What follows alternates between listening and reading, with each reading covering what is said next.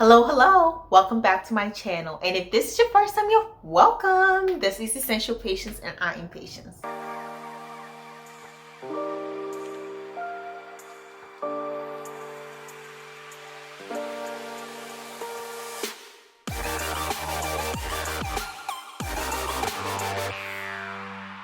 In today's video, we are talking adulting. I know that's probably a topic that a lot of us don't want to talk about, but it's a reality. A lot of time you have like a few good years being a child versus becoming an adult and adulting and taking on those responsibilities. Sometimes you took for granted, or maybe you wouldn't be taking some of the responsibility on as a young person, but now it's like full on self-sufficient. You support yourself, and that's what we're talking about. We're talking about 5 skills that I think is very important towards adulting. Let's get straight into this list. In my opinion, 5 essential skills that you need for adulting. And remember to like the video and subscribe if you haven't already, but let's get straight into it. Number 1 is time management. Time management is very important, and I think if you already have a good grasp on time management before you start adulting, so I'm talking about middle school, high school, college, if you've progressively over time practiced good time management, it'll be much easier when you become an adult. It's still a big transition, but I think it's much easier to adapt, figure out what works for you. I used to be a night person. I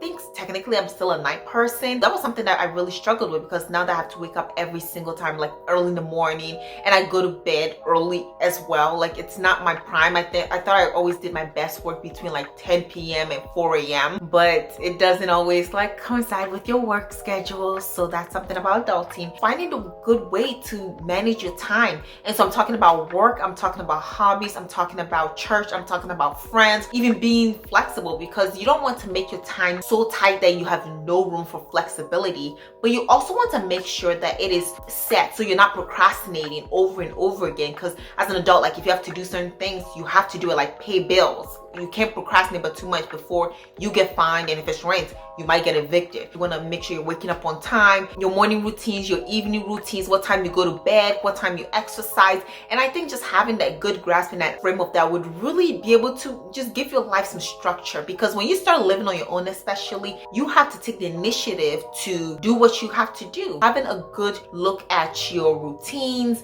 and if you need help, I have a few videos up. I think I have one on daily and weekly routines, and I have one on productivity, so you could watch those and it would help you to improve your routine. But time management is a very essential skill for adulting. Number 2 is planning and organizing yourself. It's a very broad skill. You can tailor it to what side of your life that you think you really need to start planning more and organizing. One of the base of that is just keeping a clean environment. Keeping a clean environment is so important. I'm talking about your house, your entire house, or your apartment. Making sure that you have things organized, not things all over the place. Clean consistently. Don't wait till it's dirty before you do it. Also, making sure everything has its place in your life. There's a place where the shelf goes. This way you keep your keys every day. You want to make sure they're being consistent on those things. Giving your life some planning, because once you graduate college, honestly, I think your life stops moving in like yearly or semesters. So back when you were in high school, each year you're going from high school freshman year to sophomore year to junior year to see. Same with college. Each and every year there was something going on. Each semester you're looking forward to the semester or to the end of the semester. You're looking forward to summer. Then you're looking forward to your internship, and then you do it all over again. In life after college, it's not that broken up. There's no definite ends anymore. You know, that sharp end where you see this the end of a chapter and you move on to another stage of your life. It doesn't happen as much anymore once you complete college and start working. So you have to find a way to plan and make goals for yourself. So for example, a goal that I have is going to grad school. That's something that I really want to do, but nobody's gonna force me. Like, I don't go to grad school. Who's gonna know? Who's gonna guilt me about it? It's something to look forward to. Nobody else is gonna force me to do it. Nobody's saying, Patience, you have to go to grad school. I don't see a need to do it. It's more of a want for me, and it's a goal that I want to accomplish, because I think there's so many things that I can improve about myself and as an engineer in my career, and the potential different opportunities that's possibly going to open up for me. And so I find importance in that. That's why I'm pursuing it. As an adult, once you get a job, you need to find a way to keep improving yourself, improving your life, work life, personal life, social life, any other thing that's important to you, because there is no those hard stops. Life is not going to take you to places as much as it did when you were in school. You have to now be intentional about a lot of things. If not, you're just going to keep living life the same old routine every single time. And life is just going to pass you by. You're going to look back and be like, I wish I had planned more. I wish I'd made more goals, maybe been more ambitious, maybe taking more opportunities, maybe pursued more opportunities. Whichever one that looks like for you, don't give up. Make sure that when you settle into your adult life, you keep that in mind. Nothing has to be done quickly. Keep improving yourself day in and day out, even the little things. I want to keep organized.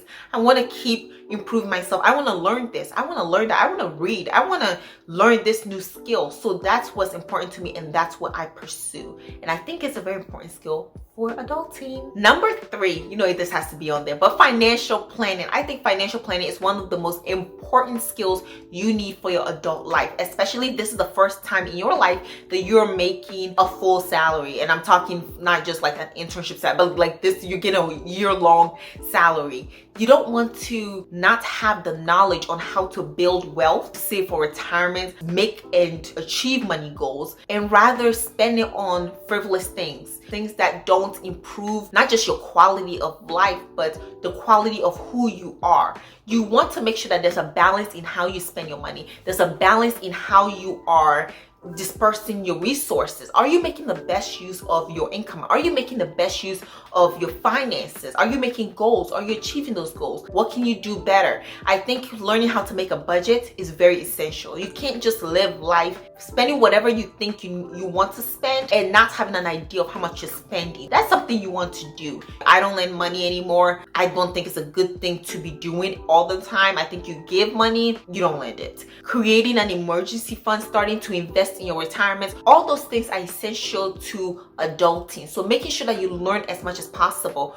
Go to your workplace, ask if they have a 401k. If you're not enrolled already, start enrolling it. Find out the different opportunities, financial opportunities they have. If they have an HSA that they match, open one with them. Make sure that you are educating yourself on the finances and keep in tune with your finances, because you don't want to wake up one day, look back and think, I spent all my money on wasteful things that I don't even remember, and I wish I had it. But when you have this knowledge, it will stop you from making a lot of mistakes that other people have made and regretted. So learn from other people's mistakes, okay? Don't do your own mistakes. Like, if I can avoid making a mistake, I will. I learn from other people's mistakes. I listen to people who talk about how they wish they had started their retirement funds much earlier in their lives, before they had way too many responsibilities, before it was too late to take the maximum amount of advantage from compound interest. So I listen to that. And guess what? I make sure that I am not wasting my 20s, in my early 20s, just buying frivolous things. I'm not gonna say I have so much time, I'm too young, I'm really young, I can just wait and do it. Instead, I am starting now so that I don't have those regrets. Number 4 is learning how to cook. And I'm not talking about a 5-course meal, but I think that would be helpful. But just learning how to cook, I think it's essential for being an adult. It's just something that's just so basic that I think everybody should at least know the bare minimum about cooking. But also it helps save you money, because this is 2023. We know that going out to eat in restaurants and ordering food is entertainment. It's not a necessity. So learning how to cook your own food and eat at home so that you can save money towards paying off debt or saving and reaching your savings goals. I think when I eat at home, I eat much healthier than if I ate outside. Yes, you might order a salad, but you can also prepare a salad, and probably a much healthier salad at home than paying for it out there. So you're saving money, you're eating healthier, and again, it's just a good skill to have. And I'm not saying that if you don't have this skill and you don't know how to cook, if you're not a good person. What I would say is that cooking is a skill that most people don't have naturally, but you can learn. Learning how to just go on YouTube, search up how to cook this, how to cook that, recipe for this, recipe for that.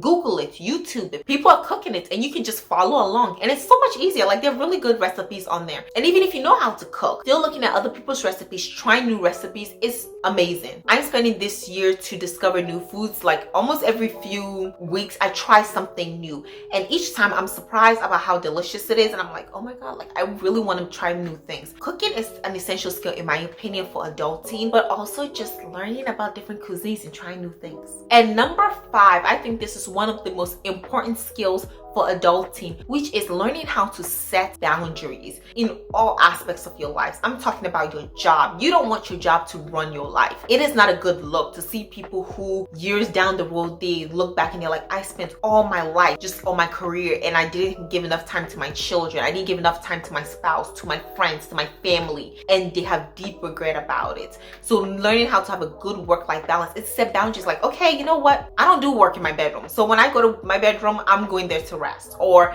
I leave work at work and I don't let it run and control my entire life. I have not been overly flexible with my work schedule, and I just set time that I am just not working. But also with friends and families, when you are not trying to engage in something, it goes back to even the financial thing about not lending money, setting that boundary like, hey, y'all, I don't lend money, so don't ask me to lend you money. Also, maybe another boundary of don't call me at this time. That's something I have. Don't call me after 10 p.m. You can have boundaries upon different things in your life, maybe things that you want people not to say around you. Get to determine that. And for me, I am very respectful of other people's boundaries, and I expect the exact same respect on my boundaries. The people who don't like your boundaries, especially if they're very reasonable boundaries, are the people who benefit from you not having any. Oh, you're not lending people money? It's probably the person who's gonna be like, he just lent me $500 here, $100 there, this amount there, and you're just gonna be like, no. So they don't benefit from you having that boundary. Or that person who, let's say, comes to you to gossip, and then you're like, oh no, like I don't want to hear that. I'm in this mind frame this year where I don't want to hear about gossip like that. And then they come to you, but then you don't want to engage in that. Well, they don't benefit because now you have that boundary and you're not engaging with them. And you know what they say, the dog that brings a bone takes a bone. All those things and even more. I don't want to give an example, but look in your life and see, where are you getting taken advantage of? It's personal. Do you feel like you're taken advantage of? If no, then you don't need to probably set boundaries. But if you do feel, okay, after I do this, I feel taken advantage of. When I do this, I just feel like I'm extending myself way too much for somebody. And it could be somebody you even love, but sometimes you need to protect yourself first and foremost, because what you don't want to do is keep saying yes to everything and then feeling bitterness within yourself. Instead, just say no. It will hurt, but you say no, and at the end of the day, they will respect it or not. But most of the time, at the end, if you keep saying no, they'll stop. They'll stop doing whatever that is, or they would not bring that to you anymore. And I think overall, you just need to make sure that when you set boundaries, you make sure that you reinforce it at the beginning. So when somebody calls me after 10, unless it's an emergency, I don't pick up. Most of the time, my family doesn't even call me, and my friends don't call me after 10 because they know I'm not gonna pick up. So unless it's a special occasion where I know like, oh, there's a project going on or something. But otherwise, 100% of the time, I don't pick up. That is where it is, and that's where it's gonna stay for now. So let me know, what boundaries are you setting, and what are some essential skills that you think are needed for adulting? So these are the 5 main ones that I found really helped me. So let me know in the comment section, and remember to like this video as well, and ring the notification bell because I post 2 videos a week on Tuesdays and Fridays. I'm just gonna keep them coming. So thank you for watching, and I'll see you in the next one. Bye.